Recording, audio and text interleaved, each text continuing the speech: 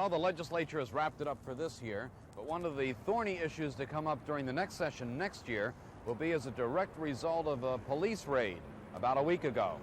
Remember, it was in Hepzibah, Georgia, not too far from Augusta, where the GBI raided a dogfight.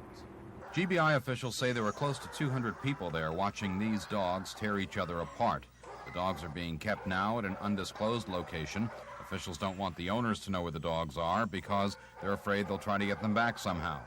Many of the animals are wounded, bite marks, flesh torn off, bloodied faces as a result of the fights. People paid $50 apiece to get in to watch the dogs kill each other. Chief Investigator for the GBI, Thomas McGreevy, says there are 50 to 55 big fights like that staged every year in Georgia. There are probably 2 dog fights every weekend for 10 months of the year in Georgia. 2 major dog fights every weekend. What happens after a raid like this? Well, the cases will be made in Richmond County, and it's our information that just about all the cases will be misdemeanor cases.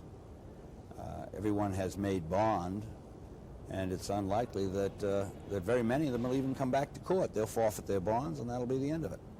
And I'm here to tell you there are 40 police officers who believe it ought to be a felony, not only a felony to participate in the dogfight, but to be present and encourage these kind of vicious spectacles. As a result of the raid last week, legislation was introduced in the General Assembly to increase the penalty for staging a dogfight. It'll be brought up again in the next session of the General Assembly. Just one sad footnote. All of those dogs you saw have been trained to fight and to kill.